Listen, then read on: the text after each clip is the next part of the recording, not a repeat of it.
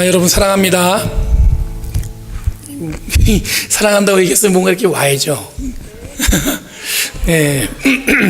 이게 마음에도 있고 머리도 있지만 이게 다 막상 하면은 잘 안 되는 거 저도 잘 알아요. 예전에 아들이 어느 날 무슨 생각이 들었냐면 아버지가 많이 자기를 위해서 이렇게 어릴 때부터 아버지가 나를 위해서 희생한 걸 알고 아들이 어느 날 뭔가 깨달은 거예요. 그래서 전화를 걸었어요. 아버지 딱 받으니까 아버지 저예요. 엄마 바꿔주마 이러는 거예요. 아빠는 뭐 대화하기 싫다는 거죠. 그랬더니 아니 저 아버지하고 얘기하고 싶어요. 그래서 왜 뭐 사고 쳤냐? 이게 나오는 거죠. 한참을 막 얘기하면서 아버지의 뭐 쭉 얘기했더니 아버지가 지금까지 저를 지켜주시고 뭐 저를 사랑해 주시고 다 안다고 그랬더니 너 돈 필요하구나. 이제 이걸로 마무리되는 거예요. 이 표현이 참 여러분도 어렵지만 여러분 같이 사랑한다는 표현만으로도 여러분들 우리는 너무나 많은 것들을 얻어낼 수 있습니다. 그러니까 여러분들 정말 더 사랑하고 더 기뻐하고 하나님의 은혜를 나누는 것만으로도 여러분들 행복하는 신앙생활 하시는 저와 여러분들에게 간절히 바랍니다. 네, 여러분 복음을 문장으로 표현하지만 여러분들 실제로는 에너지예요. 이 복음이 우리에게 선언할 땐 예수 그리스도께서 우리를 사랑하십니다. 그리고 우리를 대신해서 십자가에 달려 돌아가셨습니다. 이게 복음의 핵심인데 이 복음이 여러분들 문장으로 표현할 땐 간단한 것처럼 보이고 쉬워 보이지만 여러분들 복음은 실제로는 여러분들 그 어떤 에너지와 같습니다. 그래서 여러분들 복음을 우리가 딱 느끼는 순간에 첫 번째로 느끼는 것 중에 하나가 뭐냐면 내가 큰 죄인이구나, 그걸 깨닫게 돼요. 두 번째는 뭐냐면 그렇게 죄인임에도 불구하고 하나님은 우리를 사랑하시고 우리를 용납해 주시는구나, 이게 두 가지가 한꺼번에 깨달아지는 거예요. 그러니까 복음을 우리가 딱 느끼는 순간, 복음이 내 안에 있다는 순간 내가 참 죄인이구나, 큰 죄인이구나, 그걸 깨닫게 되고, 두 번째는 뭐냐면 그럼에도 불구하고 어떻게 하신다고요? 우리를 사랑하시는구나. 이 두 가지 복음의 형태에서 명백하게 우리들이 확인할 수 있는 것은 뭐냐면 복음은 죄에 대한 깨달음과 하나님의 무한하신 은혜가 우리에게 동시에 주어진다는 거예요.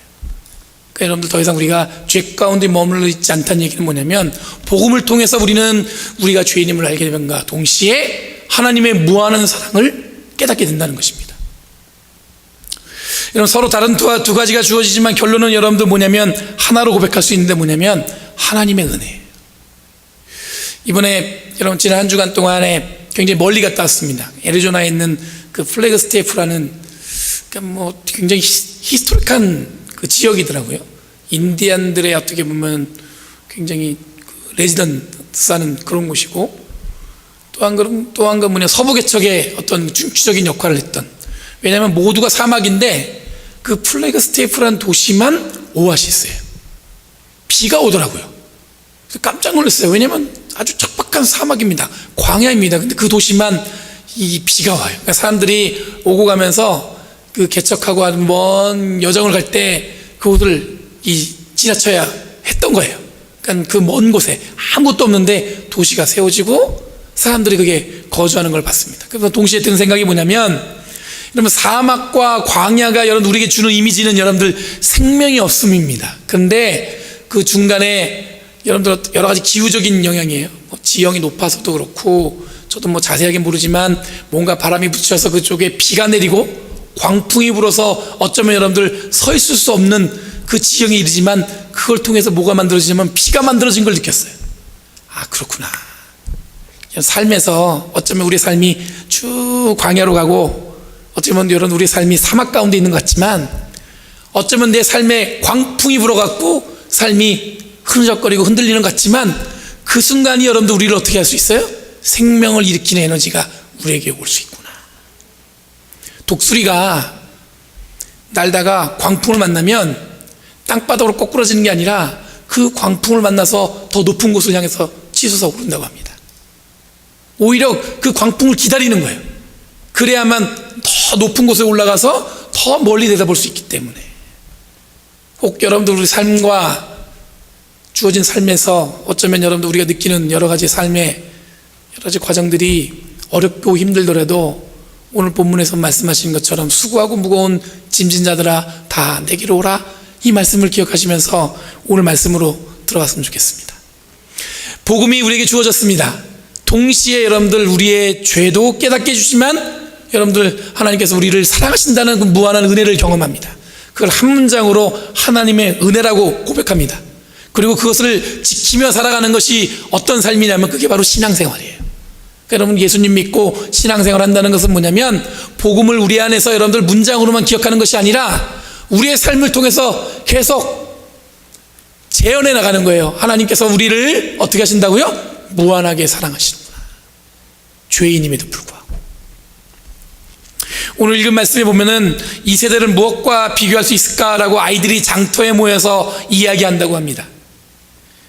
그리고 이어지는 본문에 보면 피리를 불어도 춤을 추지 않고 고골에도 울지 않는다고 얘기하고 있습니다. 여러분 장터에 모여서 이 세대를 걱정하는 것은 여러분 아이들의 몫이 아니에요.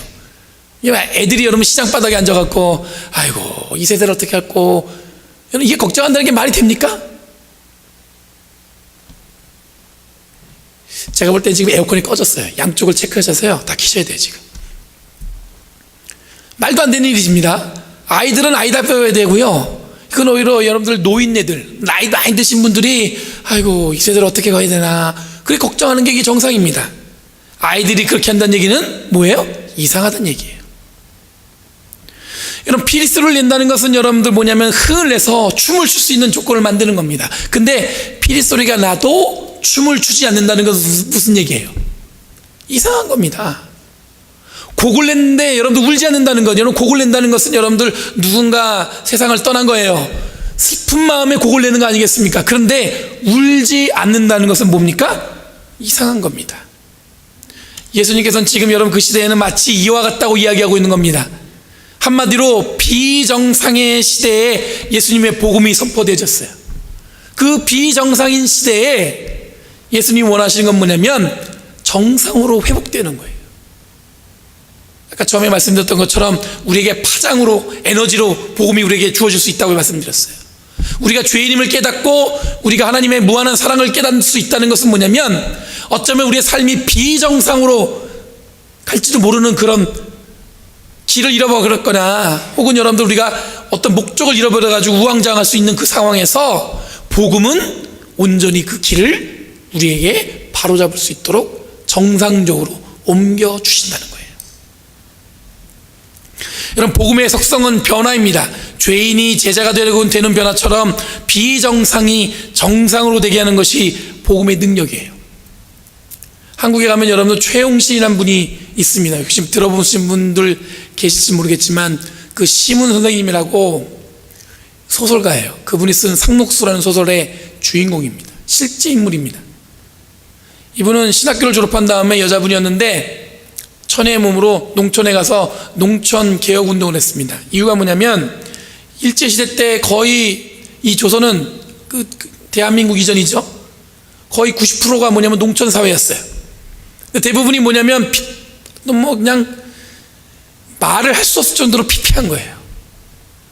이분이 신학교에서 받은 소명은 뭐냐면 그곳에 가서 그들을 가르치고 그들에게 뭔가 새로운 삶의 여정을 갈 수 있는 길을 줄 수 있도록 그 사명을 받은 거예요. 그래서 젊은 여자분이 가갖고 농촌에서 교회를 개척하고 최선을 다해서 그곳을 섬겼습니다. 처음에 사람들이 뭐 왔다 그냥 가겠지 했는데 정말 헌신을 다하는 거예요. 아이들을 가르치고 그 아이들을 위해서 자기 생명을 다할 정도로 26의 젊은 나이에 세상을 떠났습니다.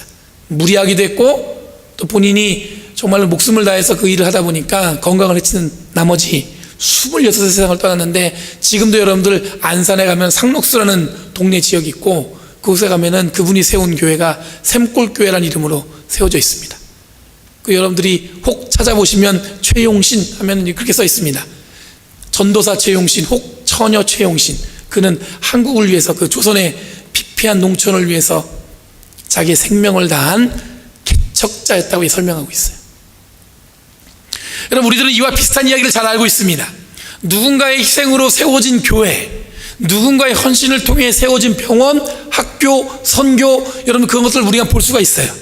마치 한 알의 미랄이 썩어서 수백 배의 열매를 맺는 것처럼 한 사람의 희생을 통해서 여러분들 어떻게 보면 든든히 세워지는 그 힘을, 특별한 힘을 봅니다.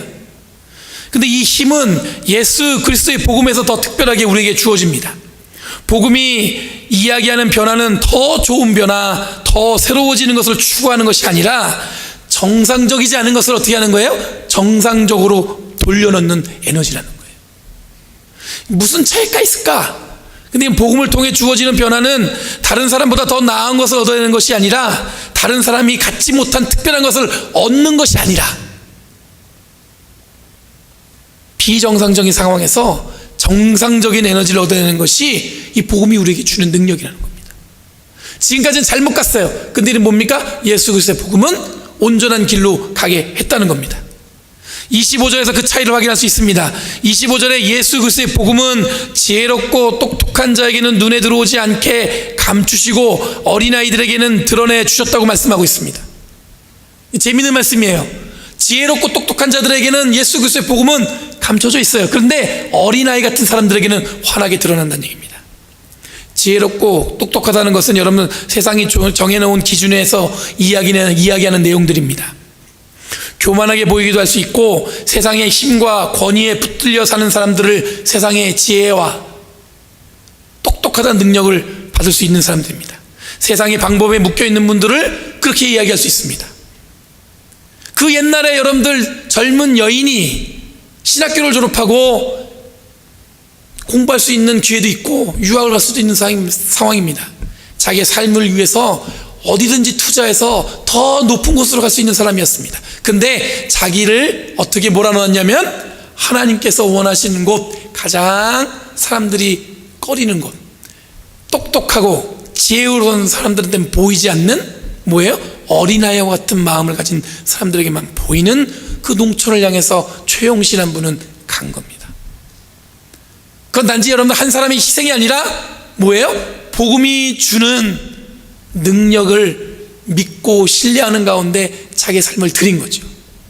여러분, 우리는 어쩌면 한 사람이 헌신해야만 교회가 세워지고, 한 사람이 어떻게 보면 자기의 모든 것을 드려야만 병원이 세워지고, 우리의 선교 역사에서 많이 봤지만, 그보다 더 중요한 건 뭐냐면, 세상은 지혜롭고 똑똑한 것을 높이 세우지만 교회는, 복음은 보이지 않는 곳을 향해서 뚜벅뚜벅 걸어나가는, 사람들은 참 바보 같다고 손가락질 할 수 있는 그곳을 향해서 아무런 거리낌 없이 가는 사람들을 향해서 우리는 그들을 이름을 기억하고 그분의 이름을 통해서 예수 그리스도의 복음의 능력을 확인하는 거예요.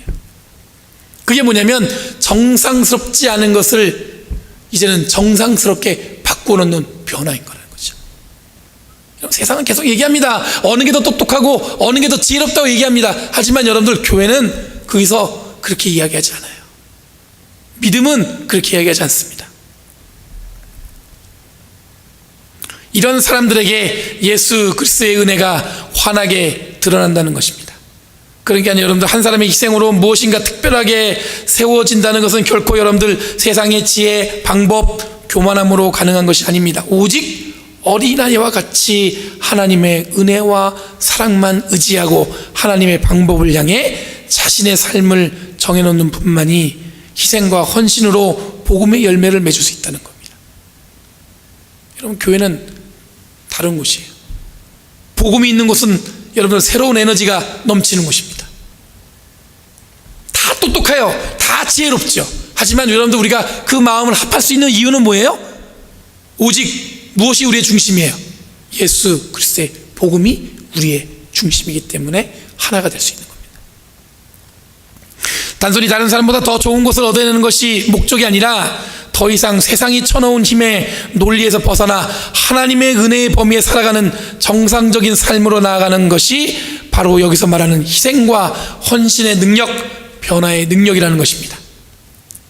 정상스럽지 않은 것을 정상으로, 아픈 자를 치유로, 고통 가운데 있는 자를 평화 가운데 있도록, 불평등의 상처를 받은 사람을 평등의 만족으로, 다툼 있는 곳에 화해와 사랑으로 변화시키는 것은 뭐냐면 사람이 생각하는 능력, 지혜, 그 똑똑함으로 되는 것이 아니라 복음의 능력으로 되는 건 줄 믿습니다. 이어지는 본문 28절에서 30절까지 한번 읽어보겠습니다. 화면을 보시고 한번 읽어보겠습니다. 28절, 30절 다 같이 시작. 수고하며 무거운 짐을 진 사람은 모두 내게로 오너라. 내가 너희를 쉬게 하겠다. 나는 마음이 온유하고 겸손하니 내 멍에를 메고 나한테 배워라. 그리하면 너희는 마음의 쉼을 얻을 것이다. 내 멍에는 편하고 내 짐은 가볍다. 이게 변화의 결론입니다. 이 복음을 품고 살아가는 우리들이 이야기하는 그리스도인을 향해 예수님께서 원하시는 건 뭐냐면 이것입니다. 뭐냐면 수고하고 무거운 짐진 사람은 다 내게로 오라. 내가 쉬게 하겠다. 이거 얼마나 아름다운 말씀이고 얼마나 든든한 말씀입니까? 수고하고 무거운 짐진 자들아 다 내게로 오라. 내가 너희를 쉬게 하겠다. 근데 29절 말씀을 여러분들 한번 생각해 봐야 돼요. 뭐냐면 내 멍에를 메고 나한테 배워라. 여러분 쉼으로 초대하셨는데 예수님께서는 지신 멍에를 메라고 말씀하고 계십니다. 그 멍에는 편안하고 짐은 가벼운데 이걸 져야 마음의 쉼을 얻는다는 것입니다. 이 멍에는 여러분들 어쩌면 책임이에요. 책임. 이 멍에가 뭡니까? 소가 그 소의 멍에를 져야만 뒤에 여러분들 쟁기를 끌어갈 수 있잖아요. 그래서 목사님들이 여러분들 그 가운을 입고 스토를 매는데 이 스토리 의미가 뭐냐면 멍에입니다. 그래서 목사가 뭐 하는 거냐면 그 멍에를 맨 거예요. 그 멍에를 메고 이 교회를 여러분 사람 하나님의 부름받은 이 사자로서 이 제자로서 여러분들 끌고 나간다는 얘기입니다. 그런 상징적인 의미가 있어요. 어떤 권위의 상징이 아니라 또 멋있어서 하는 게 아니라 그걸 통해서 뭘 얘기하는 거냐면 자기는 서번트 종으로서 섬기는 자라는 것을 보여주는 거예요. 여러분 멍에를 맨다는 것은 다른 말로 하면 책임입니다. 책임이란 말은 여러분들 우리에게 어떻게 주어집니까? 부담으로 주어집니다. 책임을 편안하게 즐기며 할 수 있으면 좋겠지만 책임이라는 용어 자체에는 여러분 부담이 존재합니다. 그런데 예수님께서는 우리에게 뭐라고 요구하시냐면 쉼과 함께 멍에를 주시겠다고 말씀하십니다. 멍에를 져야만 쉼을 얻을 수 있다는 거예요. 여러분 세상의 책임과는 다르겠죠. 지혜롭고 똑똑한 자들에게는 멍에는 그저 무거운 책임입니다. 내가 그걸 왜 져야 돼 하는 판단이 있습니다. 하지만 어린아이 같은 자들은 오직 하나님의 은혜와 사랑만을 삶의 모든 것으로 이해하는 자들에게는 하나님의 거룩한 책임은 뭐냐면 쉼이에요. 쉼. 예전에 제가 은혜 받은 게 고등학교 때거든요. 처음에 제가 몇 번 말씀드렸지만 오직 교회를 간 이유는 뭐냐면 이 자매를 만나기 위해서 간 겁니다. 하나님이 저를 만나주셨어요. 자매는 못 만나고 하나님이 저를 만나주셨어요.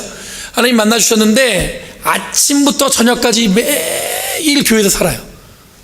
목사님이 저한테 전화합니다. 규현아 뭐하냐 그러면 저를 부른 이유는 딱 두 가지입니다. 뭐냐면 교회 종탑에 부흥의 현수막 걸러 올려보내거나 본인은 못 올라가니까 제가 그때 날렵했어요. 못 믿으시겠지만 그때는 이게 거의 반쪽. 그래서 올라갈 때도 사뿐사뿐 올라가서 이 부흥의 현수막 딱 걸고 내려오는 게 저의 잡이었습니다. 두 번째 뭐였냐면 뭔가를 옮겨야 될 때 무거우니까 저한테 부탁하시는 거예요. 그러면 제가 늘 가서 이렇게 도와드렸어요. 왜냐하면 저희 집에서 이 교회가 이렇게 보였습니다. 그래서 늘 전화하셨어요. 근데 그게 기쁘고 행복해요. 근데 제 친구들이 몇 명 있었는데 그들한테는 전화를 안 합니다. 왜냐하면 딱 한 가지, 걔들은 투덜대요. 저는 투덜 안 돼요. 뭐 제가 잘나서 제가 뭐 똑똑해서 그랬다는 게 아니라 은혜 받으니까 그렇더라고요. 지혜롭고 똑똑하면요 전화 오면 안 받아야 돼요. 이때쯤이면 그때는 뭐 발신자 추적 이런 게 없었으니까 전화면 무조건 집 전화를 받아야 되니까 좀 바빠요. 뭐 공부하러 가야 돼요. 도서관 가야 돼요. 좋은 핑계 많습니다. 근데 그때는 제가 볼 때는 어린아이 같은 마음이었던 것 같아요. 지금은 내가 무언가라도 해야겠다는 마음. 그 마음이니까 여러분 그게 기쁘고 와닿는 거죠. 하나님의 나라의 일은 여러분 교회 일이라는 것은 여러분들 우리에게 책임으로 주어집니다. 그렇죠? 여러분 혹시 부담으로 무겁고 그것이 힘들게 느껴집니까? 그러면 다시 한번 여러분들 처음으로 돌아가셔야 돼요. 나에게 주신 하나님의 은혜, 복음이 무엇인지, 내 신앙의 문제가 무엇인지를 점검해 보셔야 되는 거예요. 그때 저한테 조용히 얘기해 주세요. 목사님, 저는 잠깐 쉬겠습니다. 저는 그렇게 해드릴 수 있어요. 근데 쉬는 조건이 뭐냐면 저하고 같이 하나님의 은혜, 하나님의 사랑을 처음부터 다시 한번 확인하는 그런 시간을 가셔야 된다는 거예요. 여러분 오늘 본문 하나님 주신 멍에 누군가에겐 그게 무겁고 누군가에겐 그것이 여러분들 힘들 수도 있겠지만 하나님의 은혜와 하나님의 복음의 가운데 있으면 여러분 어떤 거예요? 그것을 여러분 우리는 기쁘게 받아들일 수 있는 겁니다.